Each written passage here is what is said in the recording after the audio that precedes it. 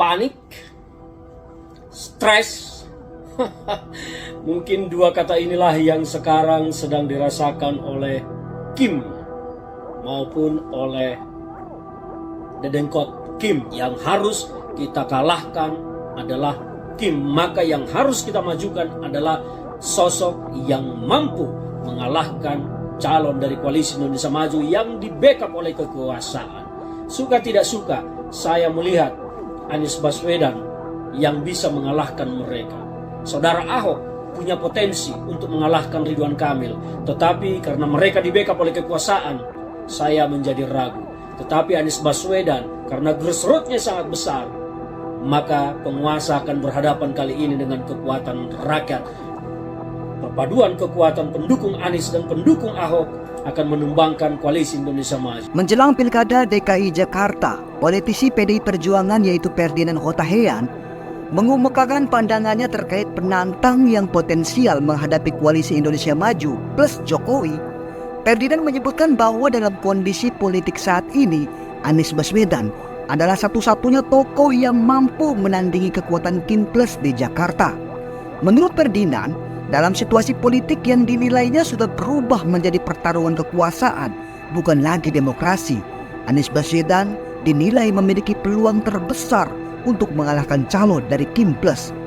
Ia menambahkan bahwa Ahok meski dinilai bersih secara politik, tapi tidak memiliki kemampuan untuk menandingi Kim Plus. Dijelaskan Ferdinand, untuk mengalahkan dominasi hegemoni politik dari Kim Plus yang tampak seperti merajai provinsi-provinsi yang sangat besar penduduknya, Anies harus didorong. Ia harus dihentikan dengan mencalonkan lawan yang bisa mengalahkan, dan hanya Anies Baswedan yang bisa mengalahkan, ucap Ferdinand. Hal ini dianggap penting untuk menantang dominasi politik dinasti dan kekuasaan Kim Plus yang didukung oleh Jokowi. Kalau ingin menghentikan langkah politik dinasti dan dominasi politik dari Kim Plus Jokowi, maka Anies Baswedan satu-satunya yang bisa mengalahkan mereka. Dengan mencalonkan Anies Baswedan, Ferdinand percaya bahwa dominasi Kim Plus di DKI Jakarta dapat dihentikan, ucap tegas Ferdinand Huta-Heian. Saya memilih kata dedengkot.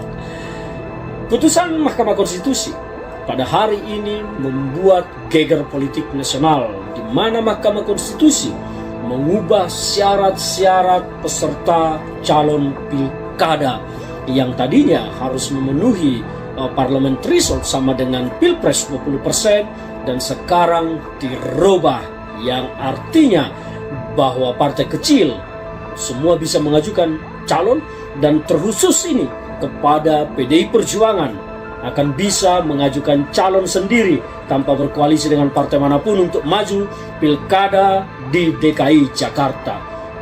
Putusan Mahkamah Konstitusi nomor 60 tahun 2024 ini memang luar biasa. Menurut saya bahwa ini satu terobosan yang telah dilakukan oleh Mahkamah Konstitusi untuk menjaga tegaknya demokrasi. Itulah memang seharusnya tugas Mahkamah Konstitusi. Meskipun sekarang banyak yang mencoba mencemooh dengan narasi-narasi tidak baik. Ya, dulu katanya Mahkamah Keluarga, sekarang dipuji. Untung tidak ada lagi di situ Anwar Usman sebagai ketua. Kalau tidak, saya ragu putusan ini akan kita dapat. Saya ragu putusan ini akan menjadi sebuah hadiah pada hari ulang tahun kemerdekaan Republik Indonesia pada bulan Agustus ini. Kita mau bahas tentang dampaknya pada pilkada DKI Jakarta secara khusus. Saya melihat bahwa Kim saat ini kondisi panik, stres, dan tidak menyangka bahwa ini akan terjadi di ujung-ujung waktu yang tersisa sempit untuk pendaftaran calon gubernur. Mungkin tadinya Kim merasa bahwa mereka sudah akan menjadi penguasa di Jakarta. Sekarang kepanikan saya duga melanda Koalisi Indonesia Maju plus.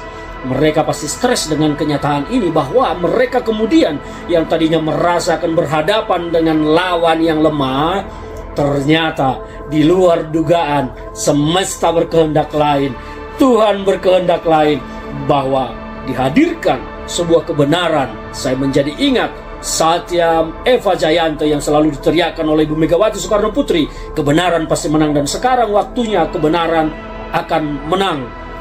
PDI Perjuangan saya yakini akan maju pada pilkada DKI Jakarta berdasarkan putusan Mahkamah Konstitusi ini, akan mengajukan tokoh sosok yang akan mengalahkan dominasi Koalisi Indonesia Maju yang mengandalkan kekuasaan. Saya harus mengatakan bahwa Koalisi Indonesia Maju ini hanya mengandalkan kekuasaan untuk merebut kekuasaan, bukan mengandalkan prestasi dan ketokohan sosok calonnya, tetapi hanya mengandalkan power yang dimiliki oleh kekuasaan. Dan Kim harus bersiap gigit jari. Ridwan Kamil, Anda akan menyesal telah bermain-main dengan bola api demokrasi ini, dan Anda akan kehilangan posisi, tidak akan mendapat kursi gubernur DKI Jakarta karena ini akan dimenangkan oleh PDI Perjuangan. Saya berharap PDI Perjuangan dalam hal ini Dewan Pimpinan Pusat akan segera mengambil sikap mendukung mengusung calon yang bisa mengalahkan kekuatan kekuasaan Kim. Jangan asal mengusulkan calon, karena yang kita lawan adalah kekuasaan dengan segala macam infrastruktur yang mereka miliki dan logistik yang pastinya tidak terbatas. Maka kita harus mengajukan calon yang bisa mengalahkan itu, terlepas dari rasa suka atau tidak suka. Tetapi kita ingin mengalahkan dominasi dan hegemoni politik yang sedang dibangun oleh Koalisi Indonesia Maju. Saya percaya Bu Megawati Soekarno Putri akan turun dengan kebijaksanaannya dan didukung oleh sahabat-sahabat senior-senior saya di PDI Perjuangan, akan memberikan masukan kepada Ibu Megawati Soekarno Putri bahwa yang harus kita kalahkan adalah Kim. Maka yang harus kita majukan adalah sosok yang mampu mengalahkan calon dari Koalisi Indonesia Maju yang di-backup oleh kekuasaan.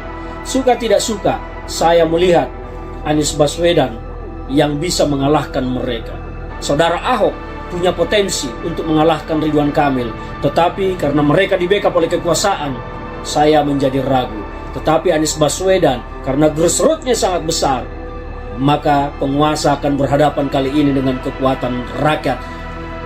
Perpaduan kekuatan pendukung Anies dan pendukung Ahok akan menumbangkan Koalisi Indonesia Maju. Saya berharap apapun kebijakan Dewan Pimpinan Pusat PDI Perjuangan akan melahirkan sebuah sikap politik yang akan mengubah konstelasi politik nasional ke depan.